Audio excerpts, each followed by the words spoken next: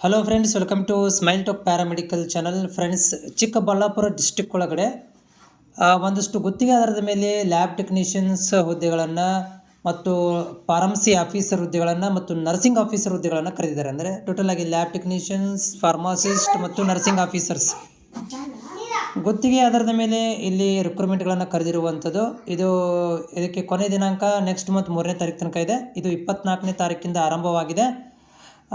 ಇದಕ್ಕೆ ನಿಮಗೇನಾದರೂ ಲಿಂಕ್ ಏನಾದರೂ ಬೇಕಂತಂದರೆ ನಾನು ನಿಮಗೆ ಕಾಮೆಂಟ್ ಡಿಸ್ಕ್ರಿಪ್ಷನ್ ಬಾಕ್ಸಲ್ಲಿ ಈ ಲಿಂಕ್ ಇರುತ್ತೆ. ಇದರಲ್ಲಿ ಅಪ್ಲಿಕೇಶನ್ ಹಾಕಲಿಕ್ಕೆ ಲಿಂಕ್ ಇರ್ಬೋದು. PDF ಡೌನ್ಲೋಡ್ ಮಾಡ್ಕೊಳ್ಳೋ ಲಿಂಕ್ ಒಂದೇ ಇರುತ್ತೆ. ಹೋಗಿ ನೀವು ಡೌನ್ಲೋಡ್ಗಳನ್ನು ಮಾಡ್ಕೊಳ್ಬೋದು. ಲಿಂಕ್ ಡಿಸ್ಕ್ರಿಪ್ಷನ್ದಲ್ಲಿರುತ್ತೆ, ಇದನ್ನು ನೀವು ಪಡ್ಕೊಳ್ಬೋದು. ಫ್ರೆಂಡ್ಸ್, ಇದು ಆದೇಶ 24ನೇ ತಾರೀಕಿಗೆ ಬಂದಿದೆ. ಇಲ್ಲಿ ಚಿಕ್ಕಬಳ್ಳಾಪುರ ಜಿಲ್ಲೆಯ ಆರೋಗ್ಯ ಇಲಾಖೆಯಲ್ಲಿ ಮಂಜೂರಾಗಿರುವಂತಹ ಕಿರಿಯ ಪ್ರಯೋಗಶಾಲಾ ಮತ್ತು ಫಾರ್ಮಾಸಿಸ್ಟ್ ಇರ್ಬೋದು, ಶುಷ್ಕಾಧಿಕಾರಿ ಹುದ್ದೆಗಳ ಗುತ್ತಿಗೆದಾರರ ಮೇಲೆ ಭರ್ತಿ ಮಾಡ್ಕೊಳ್ಳಿಕ್ಕೆ ಅರ್ಜಿಗಳನ್ನು ಆಹ್ವಾನಿಸಲಾಗಿದೆ ಅಂತ ಹೇಳ್ತಾ ಇದ್ದಾರೆ. ಸೊ ಇಲ್ಲಿ ಇದು 1 ವರ್ಷದ ಮಟ್ಟಿಗೆ ಇರುತ್ತೆ. ಅಪ್ಲಿಕೇಶನ್ ಅರ್ಜಿಗಳನ್ನು ನೀವು ಆನ್ಲೈನ್ ಮುಖಾಂತರ ಸಲ್ಲಿಸ್ಬೋದು. 1 ವರ್ಷದ ಗುತ್ತಿಗೆದಾರರ ಮೇಲೆ ಇರುತ್ತೆ. ಇನ್ನು ಚಿಕ್ಕಬಳ್ಳಾಪುರ ಜಿಲ್ಲೆಯ ವೆಬ್ಸೈಟಿಗೆ ಹೋಗಿ 24ನೇ ತಾರೀಕಿಂದ 3ನೇ ತಾರೀಕು ತನಕ ಬೆಳಗ್ಗೆ 11 ಗಂಟೆ ಒಳಗಾಗಿ ಆನ್ಲೈನ್ ಮೂಲಕ ಅರ್ಜಿಗಳನ್ನು ಸಲ್ಲಿಸ್ಬೋದು. ಸೊ ನೋಡಿ, ಇಲ್ಲಿ ಏನು ಕೊಟ್ಟಿದ್ದಾರೆ, ಹುದ್ದೆಗಳ ವಿವರಗಳನ್ನು ಕೂಡ ಕೊಟ್ಟಿದ್ದಾರೆ.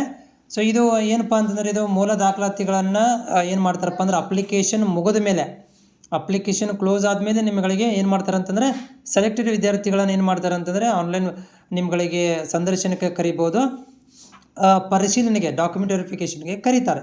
ಸೊ ಅಲ್ಲಿ ಹುದ್ದೆಗಳು ನೋಡ್ತಾ ಇದ್ದೀರಿ ಎಷ್ಟಿದೆಯಪ್ಪ ಅಂತಂದರೆ, ಟೋಟಲ್ ಲ್ಯಾಬ್ ಟೆಕ್ನಿಷಿಯನ್ ಹುದ್ದೆಗಳು 23 ಹುದ್ದೆಗಳನ್ನು ಕೊಟ್ಟಿದ್ದಾರೆ. ವರ್ಗೀಕರಣ ಮಾಡಿದ್ದಾರೆ, ಎಲ್ಲ ಕಾಸ್ಟಿಗೆ ಬೇರೆ ಬೇರೆ ವರ್ಗೀಕರಣ ಮಾಡಿದ್ದಾರೆ. ಓಕೆನಾ? ಸೊ ಇಲ್ಲಿ ಹುದ್ದೆಗಳ ವರ್ಗೀಕರಣ ಮಾಡಿದ್ದಾರೆ. ಒಟ್ಟಾರೆ ಏನಪ್ಪ ಅಂತಂದರೆ ಇಲ್ಲಿ ನಿಮ್ಗಳಿಗೆ 23 ಹುದ್ದೆಗಳನ್ನು ಕೊಡಕ್ಕೆ ಕುಂತಾರೆ. ಅದೇ ರೀತಿಯಾಗಿ ಫಾರ್ಮಸಿಸ್ಟ್ ಹುದ್ದೆಗಳನ್ನು 7 ಹುದ್ದೆಗಳನ್ನು ಇವರು ಕೊಡ್ತಾ ಇದ್ದಾರೆ. ಆಮೇಲೆ ನರ್ಸಿಂಗ್ ಆಫೀಸರ್ ಹುದ್ದೆಗಳನ್ನು ಇಲ್ಲಿ 15 ಹುದ್ದೆಗಳನ್ನು ಇವರು ಕೊಡ್ತಾ ಇರುವಂಥದ್ದು. ಓಕೆ, ಇದಕ್ಕೆಲ್ಲ ಕಾಮನ್ ಆಗಿರ್ಬೋದು. DMLT ಆಗಿರಬೇಕು, ಡಿಪ್ಲೊಮಾ ಫಾರ್ಮಸಿ ಆಗಿರಬೇಕು, ಮತ್ತು ಏನಪ್ಪ ಅಂದರೆ ನರ್ಸಿಂಗ್ ಕೋರ್ಸ್ ಕಂಪ್ಲೀಟ್ ಆಗಿರಬೇಕು. ಓಕೆ, ಇದು ಕಾಮನ್ ಆಗಿರುವಂಥದ್ದು. JNM ನರ್ಸಿಂಗ್ ಕಂಪ್ಲೀಟ್ ಆದವರಿಗೆ ಇದು ಕಾಮನ್ ಆಗಿ ಕರೆಯುವಂಥದ್ದು. ಸೊ ಇದು 1 ವರ್ಷದ ಮಟ್ಟಿಗೆ ಮಾತ್ರ ಇರುತ್ತೆ. ಇದು ಯಾವುದೇ ಥರಂಥ ಪರ್ಮನೆಂಟ್ ಆಗಿರ್ಬೋದು, ಅದನ್ನು ಮಾಡೋಕ್ಕೆ ಹೋಗೋದಿಲ್ಲ. ಮೀಸಲಾತಿ ಬೇಕಂದರೆ ಕನ್ನಡ ಮೀಡಿಯಮು, ರೂರಲ್ಲು, ಹೈದರಾಬಾದ್, ಕರ್ನಾಟಕ ಒಳ ಮೀಸಲಾತಿಗಳನ್ನು ಕೂಡ ನೀವು ಅಪ್ಲಿಕೇಬಲ್ ಆಗಿರ್ತೀರ, ಟ್ರೈ ಮಾಡ್ಬೋದು.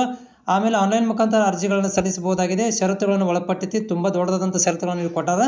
ಇದನ್ನು ಕೂಡ ಈ ಒಂದು PDF ನೀವು ಓದ್ಕೋಬೋದು. ಬೇಕಂದ್ರೆ ನಾನು ಡಿಸ್ಕ್ರಿಪ್ಷನ್ ಲಿಂಕನ್ನು ಕೊಟ್ಟಿರ್ತೇನೆ. ಹೋಗಿ ಅಲ್ಲಿ ನೀವು ಅಪ್ಲಿಕೇಶನ್ ಇರ್ಬೋದು ಮತ್ತು ಲಿಂಕ್ ಎರಡೂ ಕೂಡ, ಅಂದರೆ PDF ಲಿಂಕ್ ಎರಡೂ ಕೂಡ ಕೊಟ್ಟಿದ್ದಾರೆ. ಒಂದ್ಸಲ ತೋರಿಸಿ. ಓಕೆ, ಇಲ್ಲಿ ಲಿಂಕಲ್ಲಿ ನೋಡ್ತಾ ಇದ್ದೀರಿ, ನಿಮಗೆ ಕಾಣಿಸ್ತಾ ಇದೆ. ನಿಮಗೆ ಇದು ಅಪ್ಲಿಕೇಶನ್ ಹಾಕಬೇಕಂದ್ರೆ ಈ ಲಿಂಕಿಗೆ ಹೋಗಬೇಕು. PDF ಬೇಕಂದ್ರೆ ಈ ಲಿಂಕ್ ಇದೆ. 3ನೇ ತಾರೀಕು ಕೊನೆ ದಿನಾಂಕ ಇದೆ. ಹೋಗಿ ಪಟಾಪಟ ಅಪ್ಲಿಕೇಶನ್ ಸಲ್ಲಿಸಿ.